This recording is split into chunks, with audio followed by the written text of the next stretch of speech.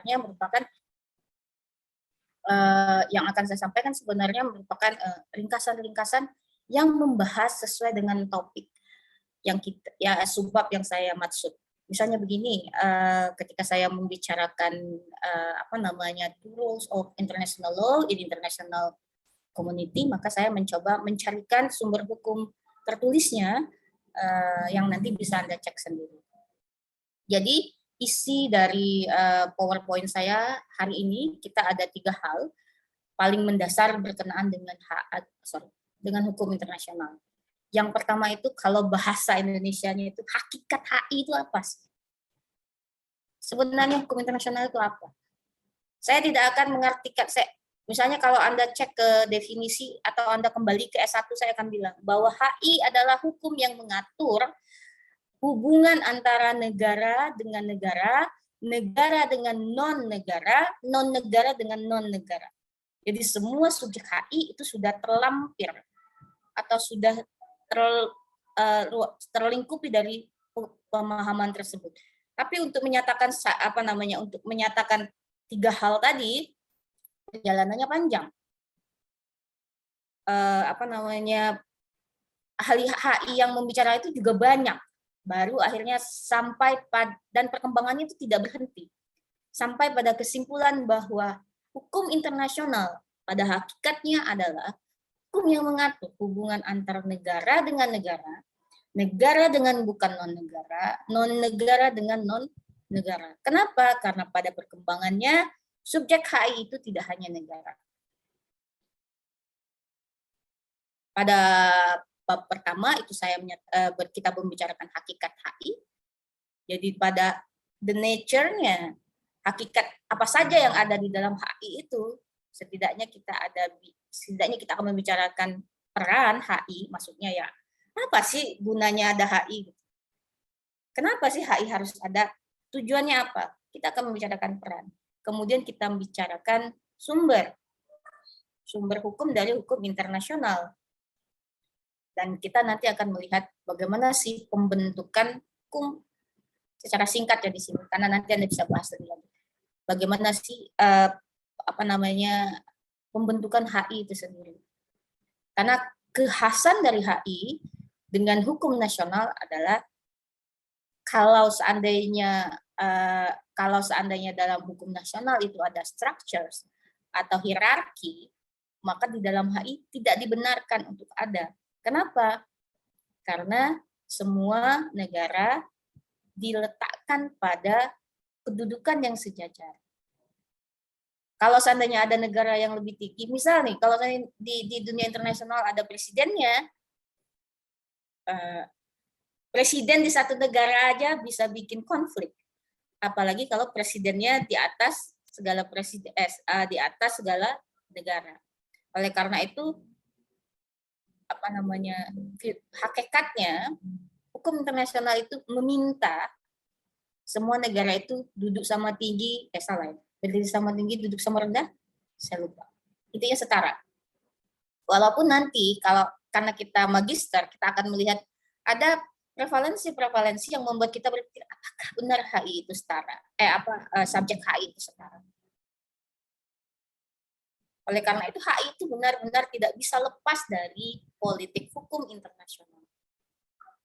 Ya, seperti saya awal pertama bilang, politik hukumnya berubah, maka kedudukan bargaining position juga akan berubah, pendekatan juga akan berubah. Oke, yang kedua, saya akan membicarakan subjek. Jadi subjek hukum internasional itu ada perkembangannya tersendiri. Di awal kita hanya memiliki negara, kemudian kita akan secara berangsur organisasi internasional diakui, kemudian individu. Khusus untuk individu, anak pidana ini harusnya sangat concern. Kenapa? Karena pengakuan pertama individu sebagai subjek hukum internasional yang memegang hak mengemban hak dan kewajiban secara internasional justru lahir pada hukum pidana internasional. Kalau seandainya anak pidana internasional pasti ambil anak pidana pasti ambil hukum pidana internasional. Nanti saya minta untuk menjelaskan apa sih sebenarnya dan mengapa hukum pidana internasional itu justru menjadi tolok ukur perkembangan individu menjadi subjek HI. Yang ketiga, kita akan membicarakan yurisdiksi negara. Kenapa? Di sanalah nanti kita akan memisahkan kapan hukum internasional itu, di mana hukum internasional itu bisa berlaku dan mana batasannya ketika dia boleh diberlakukan dalam hukum nasional. Karena di dalam negara, yurisdiksi absolut adalah yurisdiksi hukum nasional. Tapi kemudian ada nanti beberapa hal yang mungkin membuat hukum nasional harus bounce back istilahnya, menentukan atau membuka kekuatan national jurisdiction-nya harus menerima bahwa hukum internasional tersebut mau tidak mau harus dilaksanakan di hukum nasional. Salah satu contoh adalah HAM. Kenapa HAM itu spesial perkembangannya? HAM itu merupakan salah satu bukan intimidasi ya, tapi salah satu bentuk intervensi yang secara langsung dan tidak langsung diminta oleh hukum internasional di dalam hukum nasional. Tapi jangan lupa, kenapa itu bisa? Karena merupakan kesepakatan negara-negara. Walaupun batasannya akan berbeda di setiap negara. Berarti yang di awal saya akan membicarakan the nature of international law in the international community and its sources. Saya yakin kalian belajar bahasa Inggris itu tidak lebih telat dari saya. Saya angkatan 90-an, belajar bahasa Inggris di awal itu SMP. Kalau saat SMP jelas pronunciation kita sudah sangat sulit untuk dibentuk. Kalau kalian kan SD ya, anak saya malah SD. Jadi sebenarnya kemungkinan kalian lebih mampu berbahasa Inggris dibanding saya itu jauh lebih besar. Saya belajar bahasa Inggris juga ketika S2. Kenapa? Karena saya tidak mampu memahami artikel bahasa Inggris di saat saya dijejali oleh bahasa Inggris. Dan sekarang bahasa Inggris itu jadi bukan lagi kebutuhan, tapi keharusan. Kebutuhan lain lagi. Sekarang anak-anak dituntut bisa bahasa Mandarin, bisa bahasa Arab. Kalau seandainya Anda ingat 5 bahasa yang diakui PBB, selain bahasa Inggris, maka ada bahasa Rusia, China, Spanish, Latin maksudnya, dan Prancis sebagai negara pemenang perang ya saat itu. Jadi kalau seandainya Anda akan sangat diuntungkan ketika Anda menguasai kelima bahasa tersebut. Seperti yang saya katakan, pada dasarnya, hakikatnya, HI adalah aturan yang mengatur hubungan antar negara. Yang kedua, HI pada dasarnya aturan yang berusaha melindungi dan mengkoordinasikan kepentingan bersama, kepentingan umat dalam international community, dalam masyarakat internasional. Kenapa? Kalau Anda kembalikan kepada sejarah, sebenarnya hukum internasional itu berkembang sangat didorong oleh ketidakadilan yang terjadi pada saat pada masa emparium ya, maksudnya kerajaan atau di mana negara dikuasai hanya oleh negara-negara tertentu dan masyarakat lain itu di bawah jajahan. Oleh karena itu napas HAM itu sangat kuat dalam hukum internasional sebenarnya, karena di awal memang itulah yang diperjuangkan. Kalau kita bilang Perang Dunia Kedua merupakan momentum, iya, menurut saya sebagai pribadi. Kenapa? Semua akhirnya merasa mau negara kaya, miskin, dan lain-lain pasti terimbas pada di Perang Dunia Kedua. Oke lah, ada beberapa negara yang tidak ya. Contohnya Amerika. Dia terlibat habis-habisan tapi wilayahnya enggak oke lah diserang beberapa tempat oleh Jepang ya dengan keberanian yang super duper gitu saat itu. Tapi Amerika tidak mengalami kerusakan fatal di wilayahnya. Eropa lebur, terutama pada Perang Dunia ke-1. Jepang habis. Memang sih cuman Hiroshima dan Nagasaki, tapi itu sangat mempengaruhi karena itu salah satu wilayah terpenting di Jepang saat itu. Asia secara keseluruhan nggak usah ditanya. Cina sampai tahun 1980-an mereka masih harus berkutat dengan kemiskinan karena perang. Itu belum lagi perang saudara seperti Afrika yang sampai saat ini belum selesai. Oleh karena itu, ada kesepakatan internasional yang menginginkan ayolah kita sama-sama. Toh kita juga ingin damai, ingin sejahtera, dan tidak ingin menderita. Ayo kita sama-sama kumpul, bikin compromise, make punya common regulation yang disepakati bersama. Itulah HI. Singkat saja, definisi bisa kalian cari review lebih dalam nanti. Oke. The other things, selain daripada selain daripada definisi hakikatnya, maka kita akan mengembalikan hakikat HI itu apa? Karena gimana pun hukum itu kan bicara regulasi. Oleh karena itu kita lihat regulasinya yang mana? Yang menyatakan bahwa memang ada aturan internasional yang disepakati oleh komunitas internasional. Kalau anak HI saya lihat ada siapa ya? Kalau nggak salah ada mahasiswa PA bimbingan saya di sini. Coba saya lihat. Bisa dijelaskan? Duh, saya lupa ya namanya. Bukan lupa. Bisa dijelaskan atau nggak masuk kelas ini? Tapi sepertinya kemarin lihat. Tidak ada. Oke.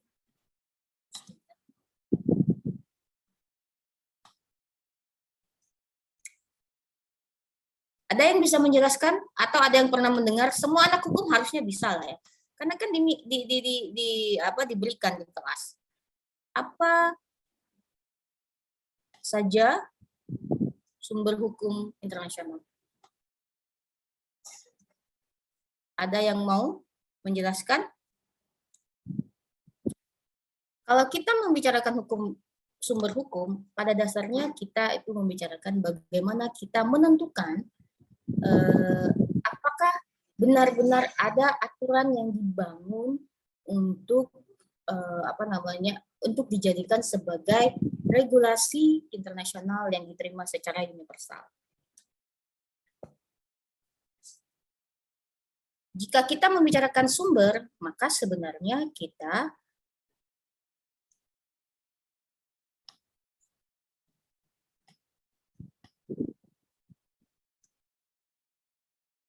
Oke, ternyata sudah bergabung Basit. Okay, good afternoon, Basit. But I cannot find you. Can you hear me?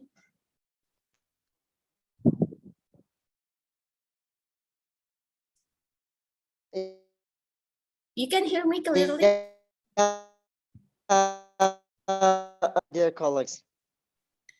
Okay, you can just if your connection is not really good, you can just chat in the box chats in our Zoom, and just tell me if you have any questions.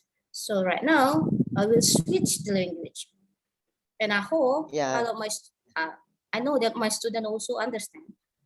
I try to have a general language this time, so all of you will understand what I mean, and you can read it. I have around 90 PowerPoint slides for you, and also give to the others.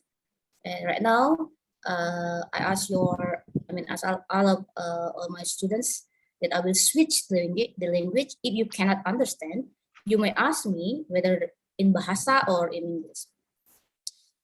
Okay. Okay. Okay. Can I make a request from you, dear professor? Yes. You cannot. Yeah. You cannot call me professor. I haven't. You Okay. just call me Miss Ria. Okay. But I Okay, hope Miss I will Ria. be a professor soon. Okay. Okay, Miss Ria, please clarify some points which are more important about the subject of study during the lecture, because the whole lecture is in Indonesian language and it's a little bit difficult for me to. So you want me to restart? And no, just I have got the main points of this lecture. So if you think that this point is very important to be cleared, so please explain it in English as well, that I can understand the point. Yeah. Okay. I will use English actually because actually Okay. I will. I mean the department asked me to teach you, and the other class will have another teacher actually. So I just help this class because their teachers right now have something to do. So don't worry. And also I believe that they understand what I mean because they are young. They know English better than me. Okay. So I will make quick for the first only for the restarter. I told them that the nature of international law. Actually, we talk about the definition. What is international law and how we use it? Not how we use it, but what the use of international law. So basically, international law is the regulation which regulates the relation between state with states, state with non-state actors, and then non-state actors with non-state actors. About it calls subject of international law, but we will talk about it later. And then international law also speak or discuss about what is the main interest of international community. And international law try to navigate, communicate, and discuss it as a whole important things for all the humankind. That's the idea of international law. Why? Because before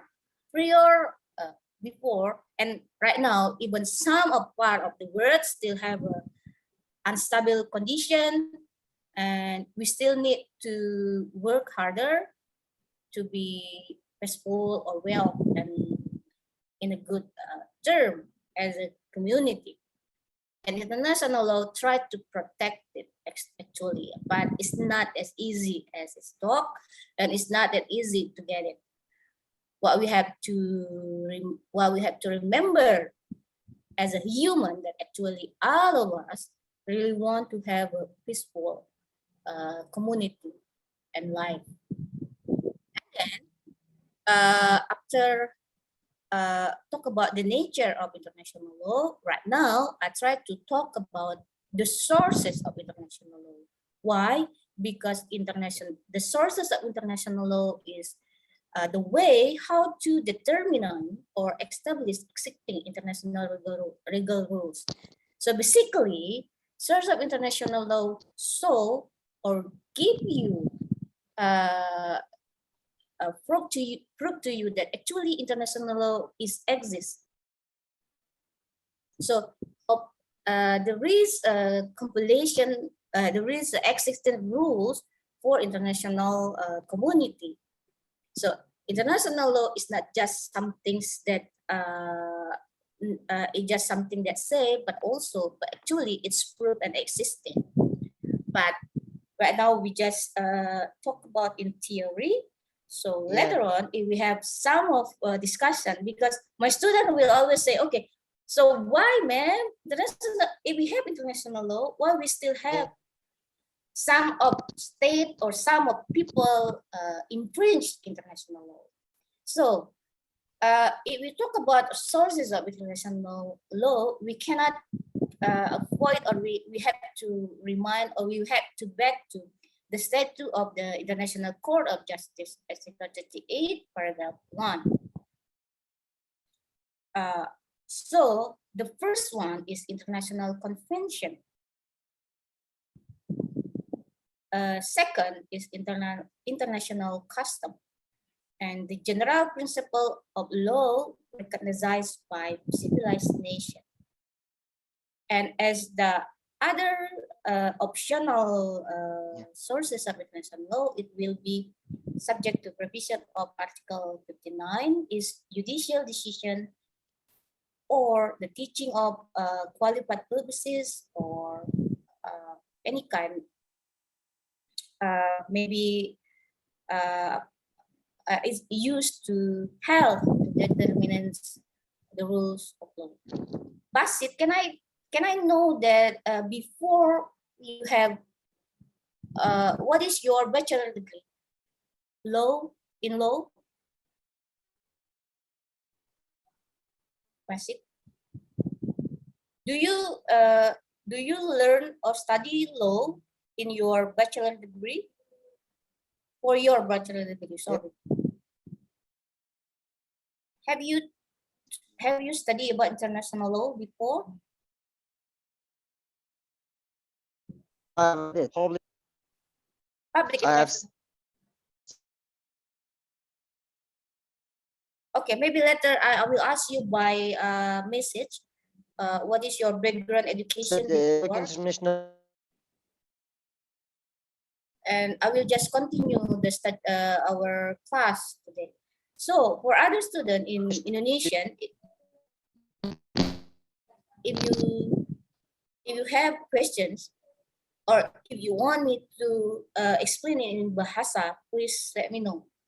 So basically, it's a very general information about the sources of international law, and I know that actually, except for some people who doesn't studying law before, so we have international convention, international custom, the general principle of law, and also judicial decision and the teaching of highly publicized in various nations.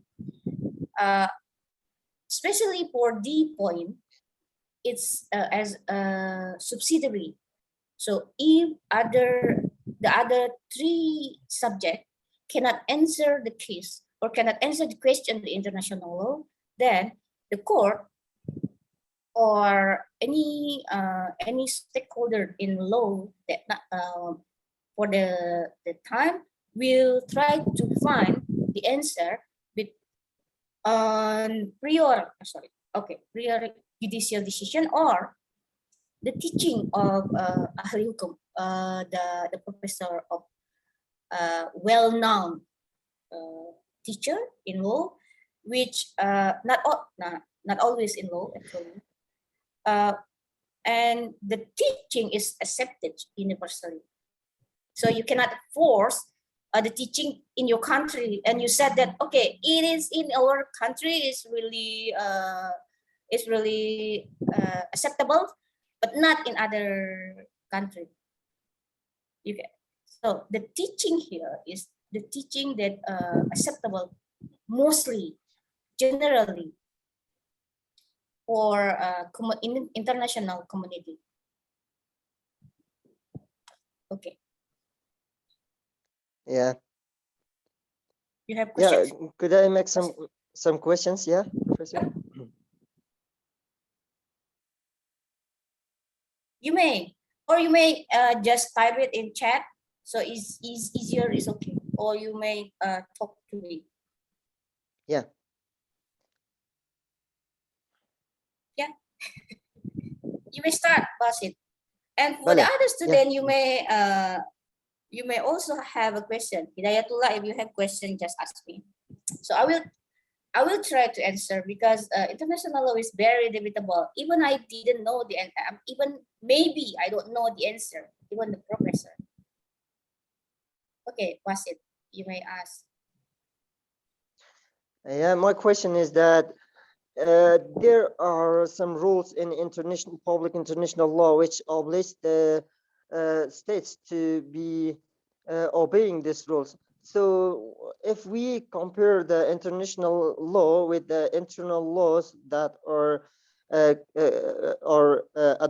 conducted in any country, so if the international law is in contrary with the internal law, so which one is preferred in the jurisdictions and judicial decisions? Okay. Also, do we have some rules to oblige the governments or states to, if they violates the international law? So do we have any rules that punish that these states that are violating the international law? You just cut our discussion not from the basic one. I mean, some of you are not law background. You just cut for the application of international law. Good, Basit. It is it really that's the first time. Sorry. Previously, I said that international law is very debatable.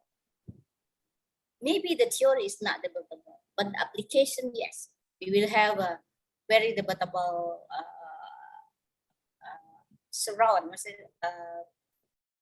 debatable room where everybody will have a different view and different perspective. But for the first question, I'm not mistaken. You asked whether if the international law will contradict the national law. So it depends on what the matter of the international law and how your state, how the regulation on your states. Because later on, we will talk about the relation between national law and international law. Some of state will prepare international law. It doesn't mean that they higher from national law, but some states do the other thing, the other hand. They said that national law, it will be higher, not will be higher, will be preferred than international law. In terms of if we see it as a perspective on state, but if we see from the perspective of the matter of international law, we will also have different questions. As I told you, in the history of the development of international law, in some point, in some matter, international law may impose and enforce state to do exactly like international law asks. But in some other matter, national law may say that, okay, it is international law. My state is have a different perspective, and then we don't have any binding relation with what other the topic of the matter of the international rules questions. So they will say, okay, we don't have any binding relation, so we don't have any obligation to do that.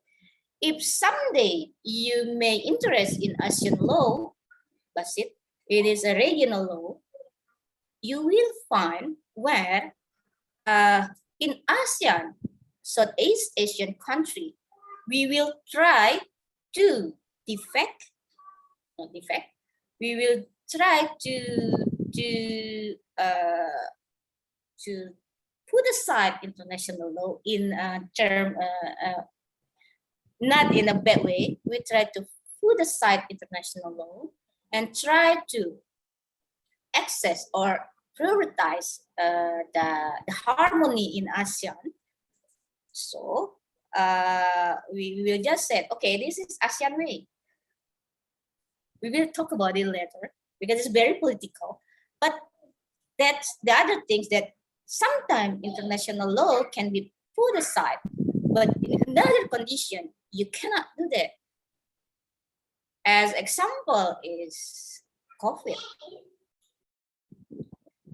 even we don't have any regulation that, any preparation and any regulation of COVID, but because international law said it's pandemic situation, you have to, whether you're ready or not.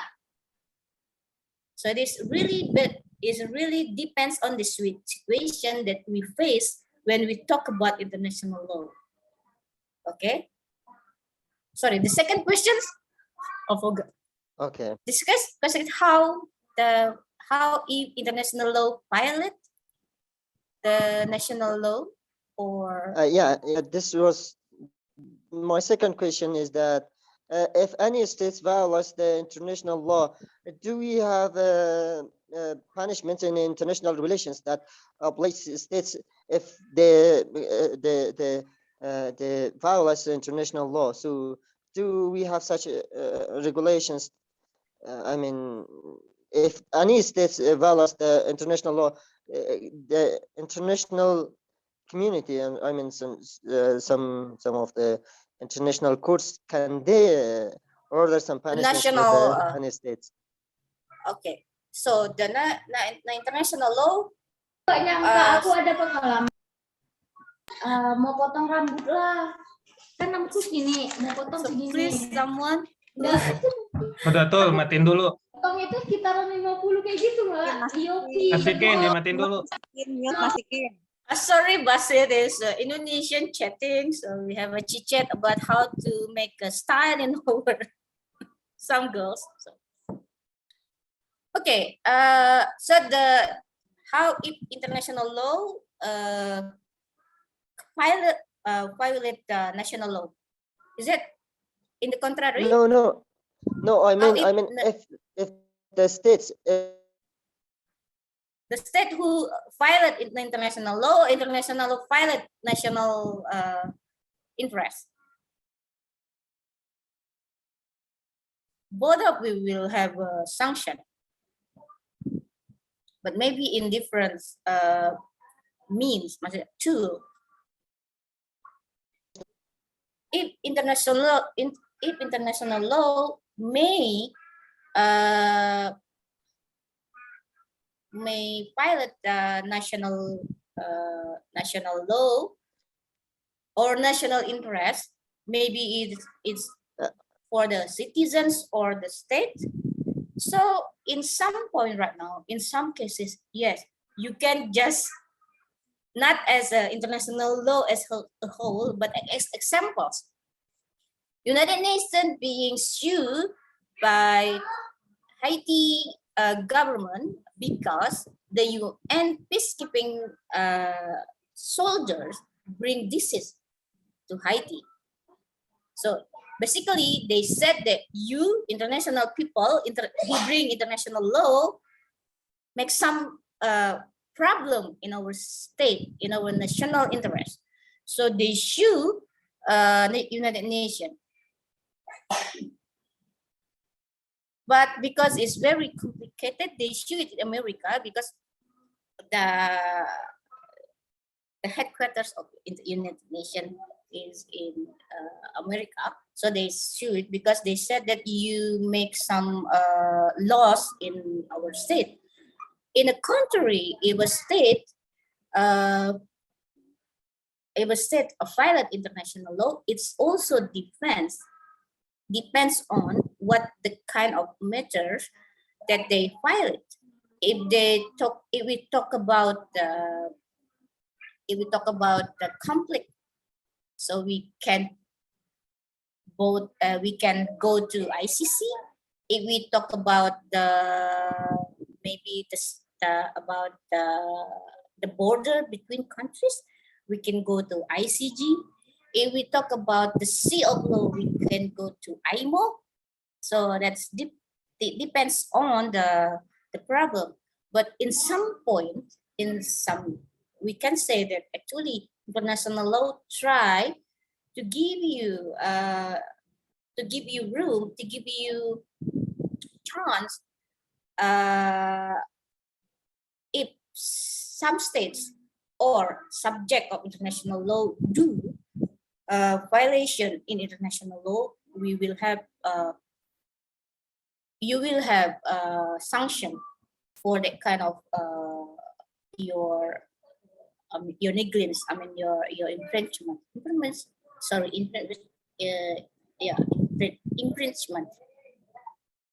we can talk it. We can talk about it more deeper because you will have a face-on-face class only with me. So the other students also can catch up with the general, I mean the topic of international law of today. But your question is about application of international law. Any other questions for other students?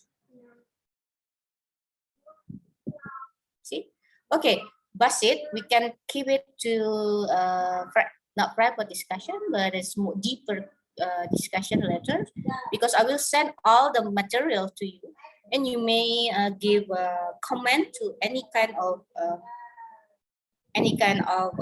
the material, from my materials, and we will discuss it. And also, right now we have to continue Basit because we only have not more than 1 hour after this. Okay, I give you some example of cases for all of you. Actually, not only Basit, asking or questions about the source of international law. You can try to find. I will share to you. Saya akan bagikan kasusnya. Okay, Basit, I give me some time to give explanation in bahasa for some of my students. Okay, jadi untuk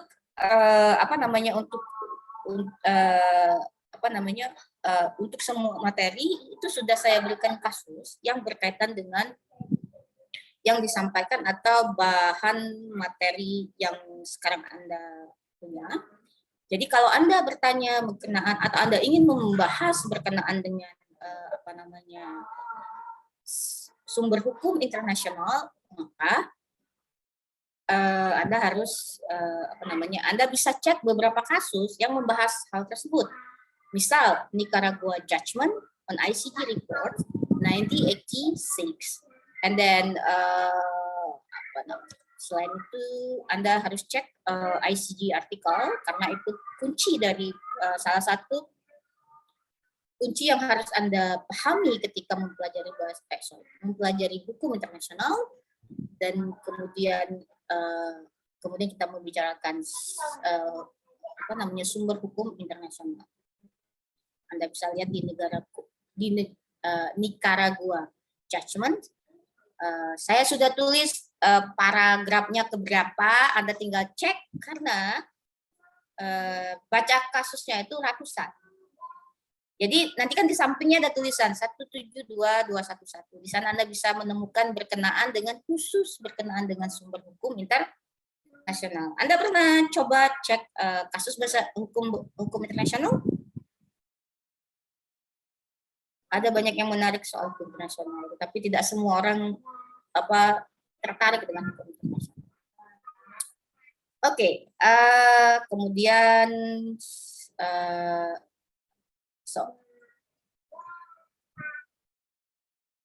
if we try to not divide, but we try to make some judgment, which is subsidiary and which principles. So we will have the source of international law will be international convention and international custom.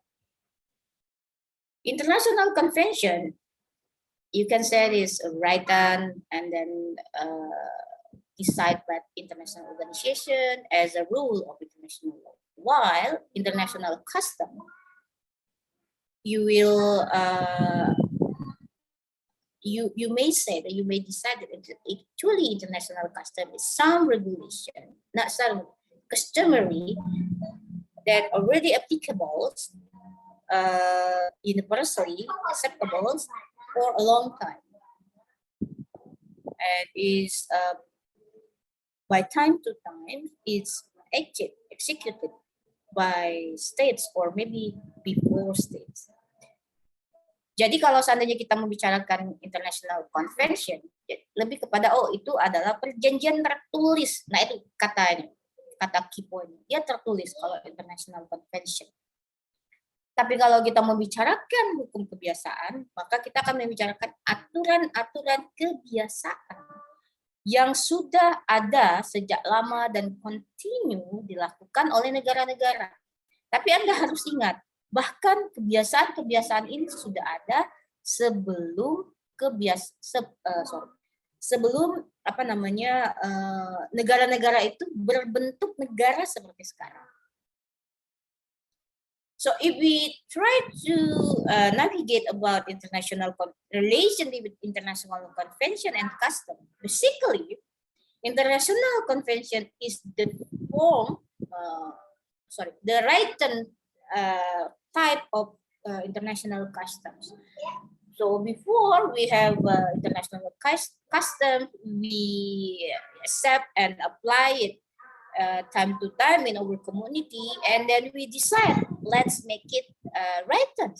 Then when it is written, it's decided by states, it's become international convention. And that's the simple one, the simple analysis about how the relation between international convention and international custom. Right now we have many international convention. We still not discuss about how we navigate and apply in international community, but we can say that international community try to have written form of their customs, so it's likely more more knowledgeable or binding than if it's in unwritten form or only oral or only habitual.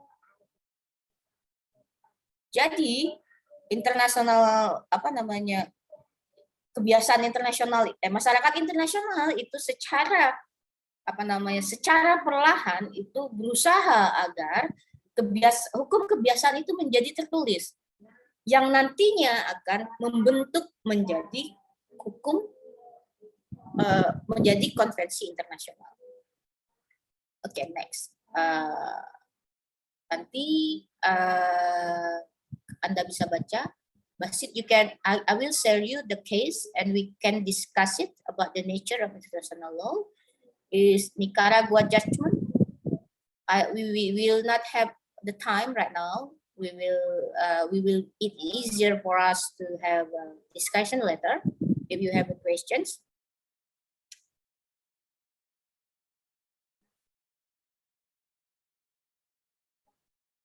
Okay.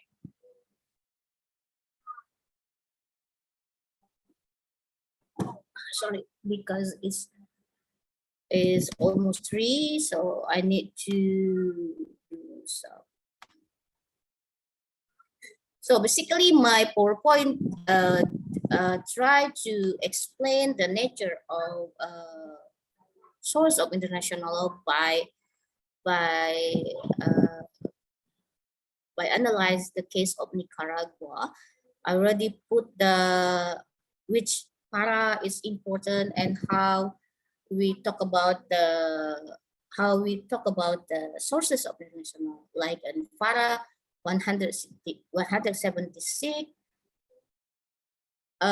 Even if the customer norm and the treaty norm were to have exactly the same content, it will not be reason for the court to hold that the incorporation of its customary norm into treaty law must deprive the customary norm. Sorry, it's cut.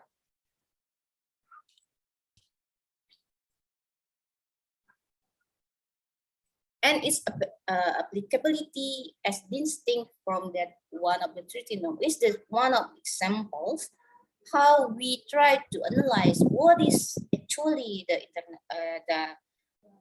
sources of international law.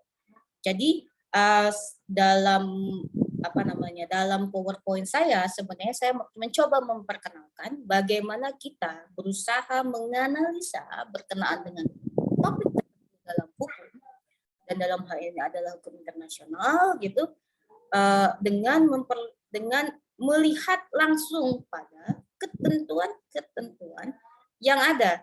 Jadi kalau seandainya saya kemarin meriksa salah satu jurnal anak S2 berkenaan dengan keputusan, tapi bukan berarti Anda masukkan semua keputusan, terus Anda potong-potong, terus saya sebagai orang hukum paham, oh oke, dia maksudnya ini A, B, C, D, E. Tapi kalau seandainya Anda tulis, Anda harus menjelaskan misalnya itu paragraf berapa, dan kalau dalam hukum internasional di mana, dan itu membicarakan apa, itulah tulisan. Anda bukan mengcopy putusannya terus Anda taruh sebagai tulisan. That doesn't make sense. Itu nggak masuk akal. Jadi Anda nggak sebut kasusnya apa, tapi Anda potong. Nah, itu sangat tidak kalau seandainya Anda ingin mencoba menganalisa kasus atau menganalisa putusan, ini putusan ya, ini putusan kasus, maka Anda tentukan bagian mana yang ingin Anda ambil, kemudian Anda analisa dan Anda bisa harus Anda pisahkan mana sih sebenarnya yang penting dalam isi putusan tersebut. Segala hal yang saya kasih merah itu menyatakan inti dari inti dari isi putusan tersebut.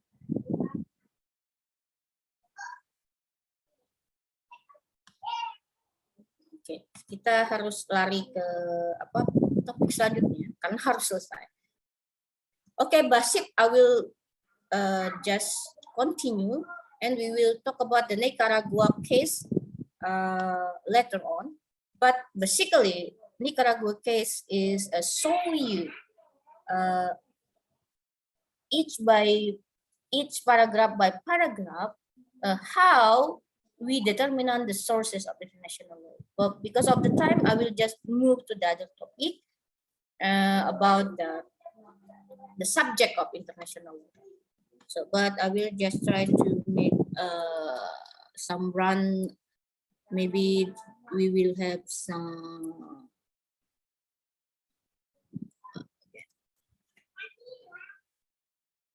So people about customary, and then we talk about international cooperation. So we have customs, then we have the other one is possible sources, is unilateral acts, or resolution of the General Assembly of United Nations.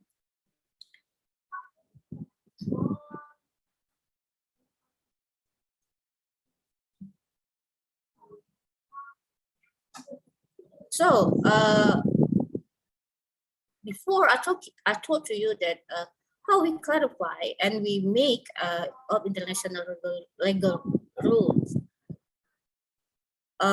First, of course, is about we need to clarify or create international legal rules if we try to regulate the international community.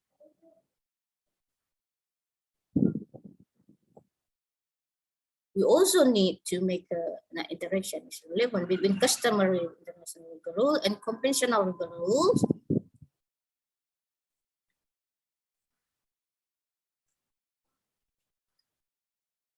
One, we have, international legal community need to codify the regulation. Kalau bahasa Indonesia-nya itu kodifikasi. Jadi so right now in UN we have a codification section. So all international international legal rules, mostly from United Nations, will codify and also will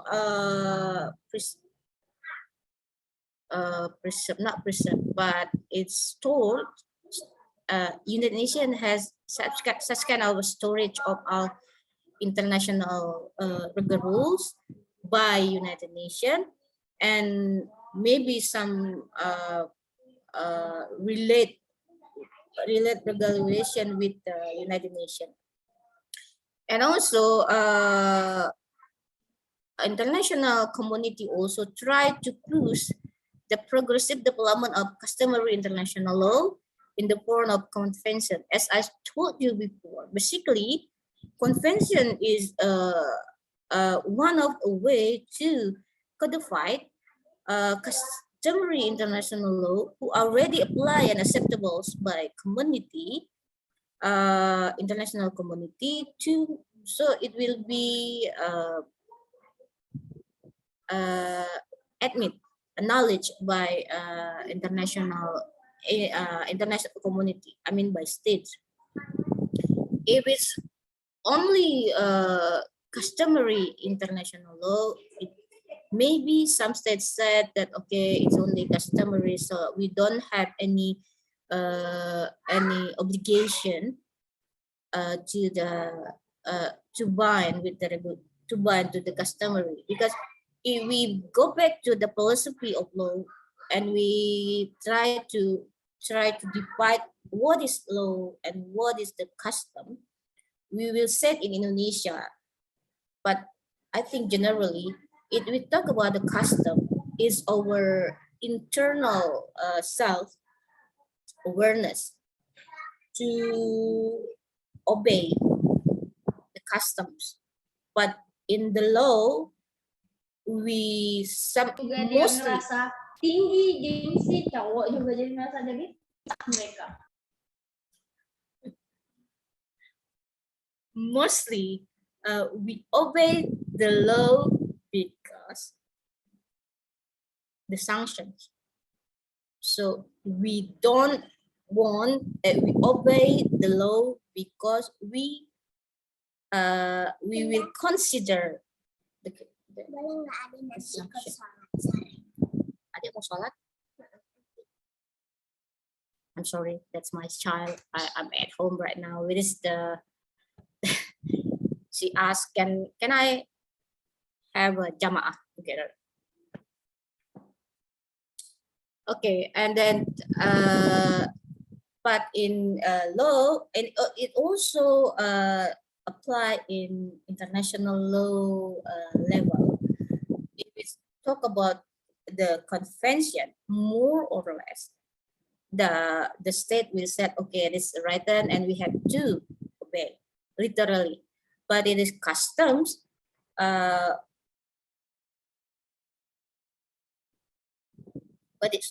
If it is custom, maybe some states, okay, it is just custom, so is really rely on the awareness of the state, the willing of the state to obey. But it doesn't mean that customary law is more, convention is wider, have a wider influence than customary law, international customary law. Why? Sorry, international custom. Why? Because custom usually already known or apply or exist before the international conventions. So we cannot we cannot say that international convention more important than international customs.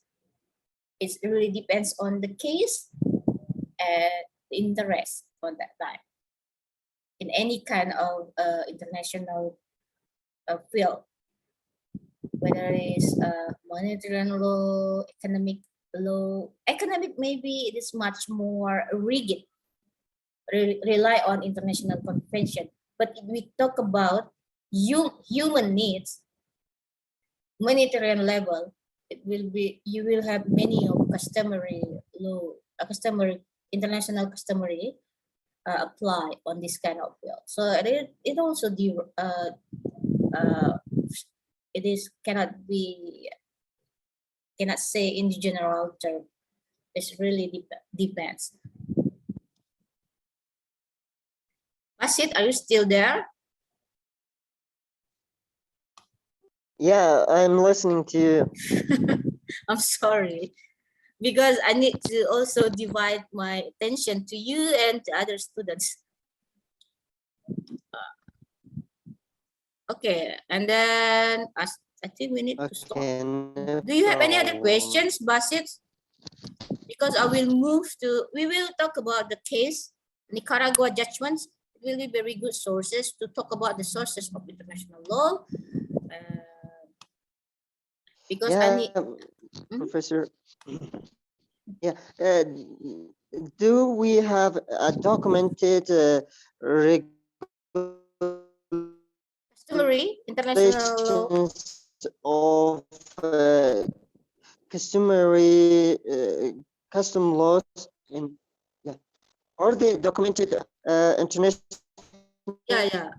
Mostly customs international customer? what I can say that, yeah, there is a effort to document the international customer law, and it's really deep. But the span maybe it really depends on the field of the international law. Public international law have many branches, right? So we have monetary law, sea of law, international private law, or many other, economic law, trade law. So in many in different field will have different effort, because actually my background is teaching of monetary law. I know that ICRC, International Red Cross, tries really hard to document the customary law, and they put it in their website, also discuss it, and also they try to make like a possibility about the customary law to be included in international convention. And also if we talk about in some of sea of law right now, there is some old customary law in sea of law, and also they try to make it and make it through the convention, so it will give some special right to some customary law which already very long apply, if you ever heard about the traditional right of fishermen, it's come from the customary law. Why? Because basically if I try to relate it to your questions before, whether international law may be violate a national interest, in some cases for international law of the sea, where international law of the sea, UNCLOS, gives them zoning or area, which one is national, which one is international. Then we have a traditional fisherman who doesn't know what is the border with country, or which area they can come, or which area they cannot come. So, but in their customary law, they know that they have some respect in some area and how to navigate in the law. In the sea before the UNCLOS. So right now, UNCLOS and also international law, community of sea of law, give an effort, and one of the result is international law right now respect the traditional way of fishermen in law. In the sea, so they don't need to afraid to be pursued by other state when they are in a place that actually they cannot come. So one of the example is before in Indonesia, many of our fishermen was caught by Australian government because before they didn't know whether it's Australian or Asia or Indonesia. They just know that before a long time ago, centuries ago, there is habitually they will catch fish in that area. It's one kind of the way to document the customary law. But if you ask the one general documentation of customary law, I think we don't have it yet. Okay, Basit? Okay, I got the point. Yeah, thank you. Yeah. Thank you very much. Teman-teman yang lain ada yang ingin ditanyakan?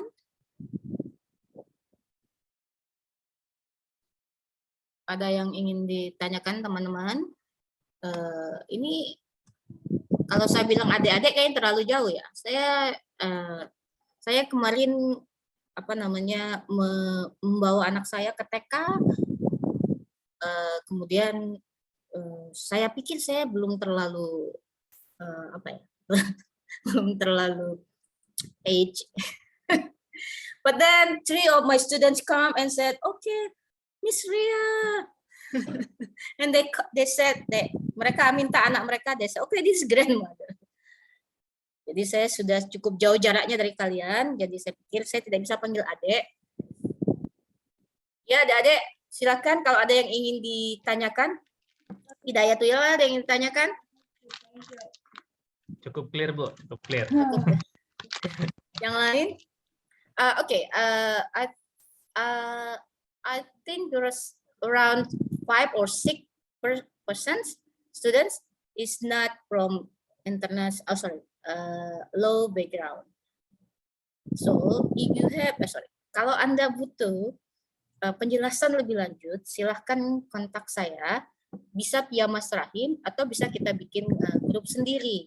Karena kalau yang Fakultas Hukum saya pikir belajar HI itu 2 kali, 3 kali, setidaknya 4 kali. Pertama hukum internasional, kemudian hukum perdata internasional, ketiga itu hukum laut internasional, keempat HPSI. Belum lagi kalau Anda jurusan hukum internasional, saya pikir cukup ini. Tapi kalau yang bukan dari Fakultas Hukum, Anda bisa bilang ke Mas Rohim, kita bisa bikin kelompok, karena saya juga nanti akan memberikan tugas sesuai dengan background kalian. Jadi mau tidak mau tetap kita akan punya diskusi tersendiri. Misalnya tiba-tiba saya bilang non-liquid, Anda bingung, apa itu Bu non-liquid? Jadi di dalam hukum itu ada istilah non-liquid. Non-liquid itu bahasanya Latin, kita akan bilang, kita bicarakan tentang regulasi-regulasi mana berkenaan dengan hukum internasional yang tidak jelas, unclear. Nah, kalau seandainya Anda akan ketemu beberapa terminologi yang agak mungkin sedikit membingungkan, saya akan dengan senang hati memberikan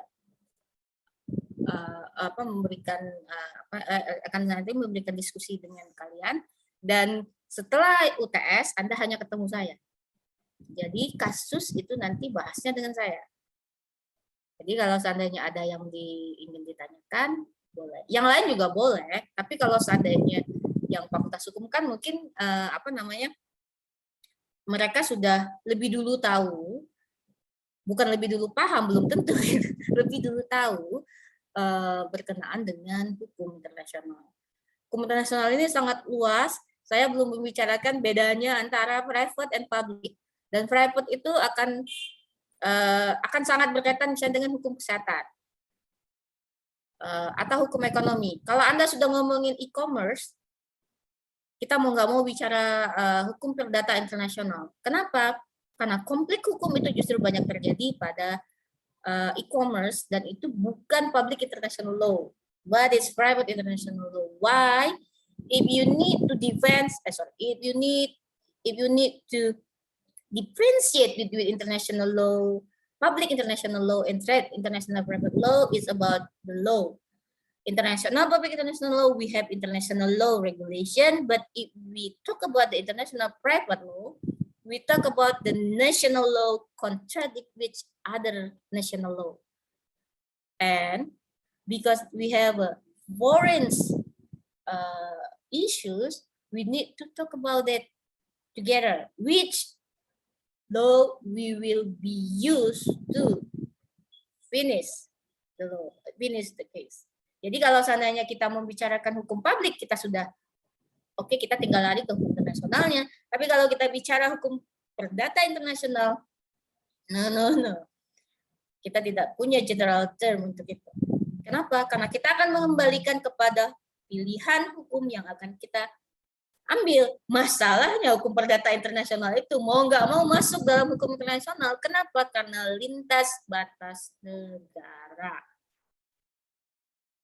Lintas batas negaranya bukan orangnya harus pergi ke atau tindakannya itu harus beda negara, bukan.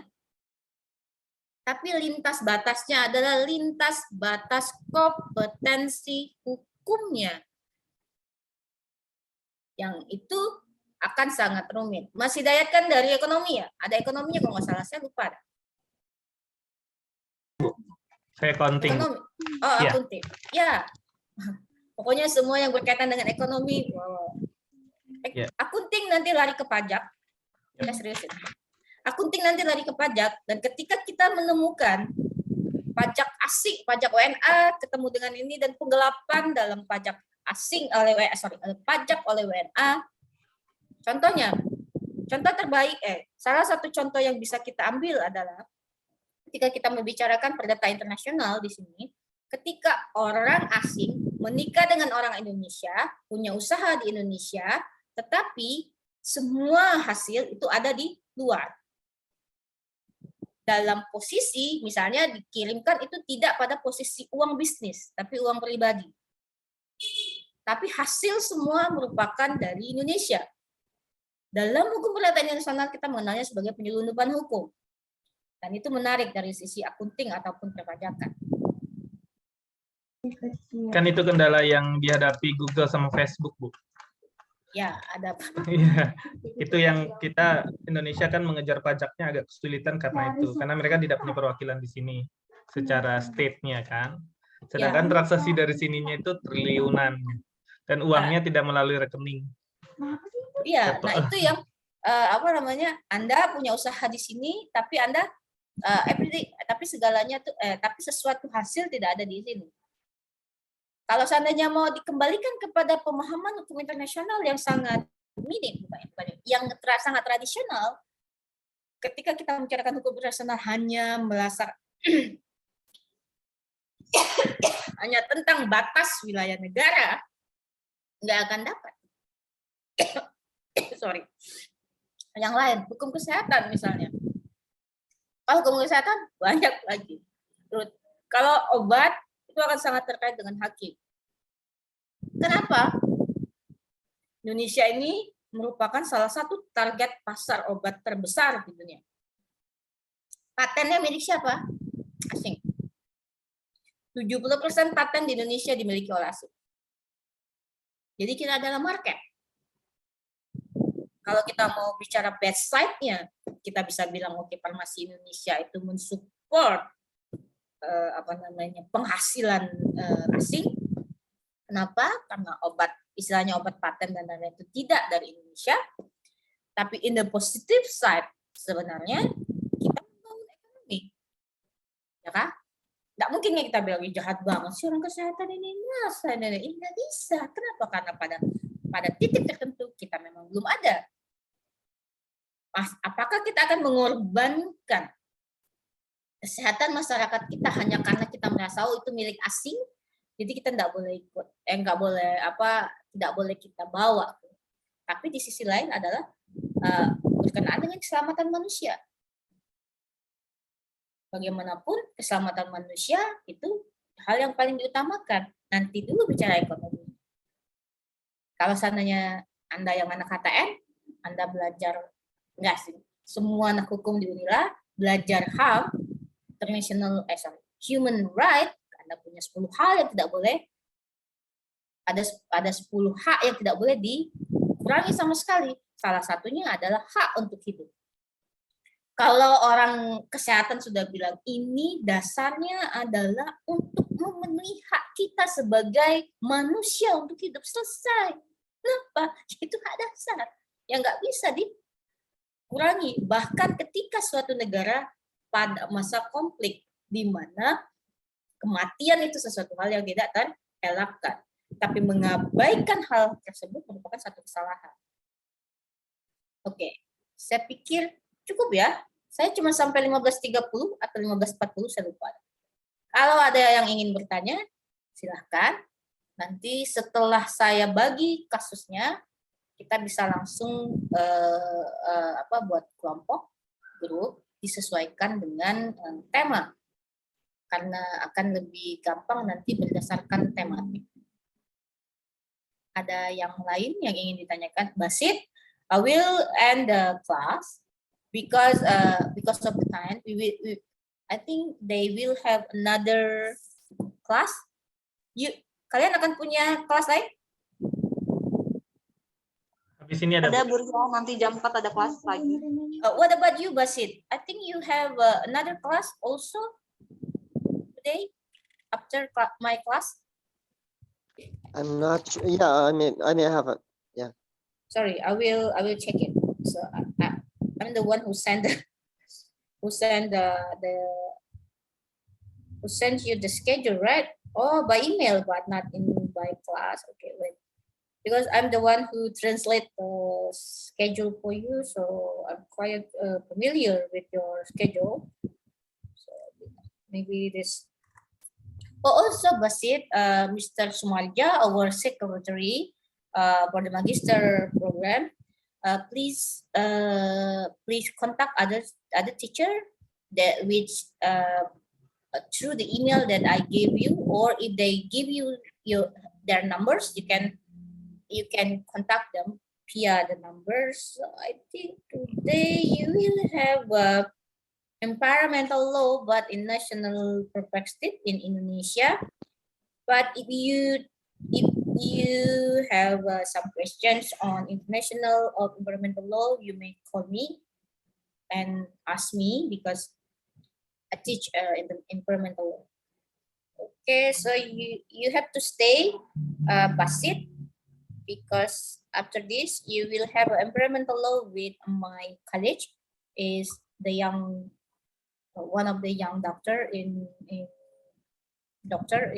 PhD in our campus is Mr. Agus. And tomorrow you will have with Mr. Rudy and Bayu. Three of them is come from graduate from Japan, so you will be enjoy their class. And I think that's what I want to say to you. Do you have anything that you want to talk to me? Or something that you want to share to Mr. Sumarja, because I will relay the message to him. Okay, thank you. I'm just waiting for the class, and I enjoyed your class very much, and I hope this classes is continuing. There is a problem with the language of instruction. Most of the lecturers in the first semester, they had the lectures in Indonesian language, and it was a little bit difficult for me to catch the lecture. So when I participate your lectures, I get most of the lectures. So it's very effective and very helpful. Maybe I will ask, maybe if they share the material to you and you don't understand, you can send it to my email. And I will send the PowerPoint, this one, to you, because I have a model in English for you, and also the PowerPoint. So just try to understand. If you don't have, if you have something that you don't understand, I can help you. You can contact me. Dan buat yang lain, saya akan akhiri kuliah. Terima kasih untuk perhatiannya. Mohon maaf karena saya harus bilingual hari ini. ketemu lagi kita di Do you hear me? ya, oke, Basit, it's okay. Bu, boleh minta PPT-nya nggak, Bu? Boleh. Soalnya di Viklas sudah saya download semua, nggak nemu PPT yang ini. Yeah, because actually is a special for Basit. Well, in English version. But I will give it to you, but don't ask me to translate, right? Iya, Bu. I also have the module. Saya juga punya modul bahasa Inggrisnya. Karena saya sebenarnya Word dari ini, tapi disusun seperti modul. Jadi nanti kalaupun mau juga boleh. Tapi mungkin saya perlu mengadaptasi sedikit. Dan itu nanti saya saya bisa kirim. Jadi nanti saya share semua saja ya di semua kelas ya. Ya, boleh, Bu. Makasih, Bu. Terima kasih. Oke, thank you Basit. I will end the class and terima kasih buat semuanya. Wassalamualaikum warahmatullahi wabarakatuh. Waalaikumsalam warahmatullahi wabarakatuh. Kasih banyak, Bu. Ya, sama-sama. Thank you. Thank you. You're welcome. Thank you.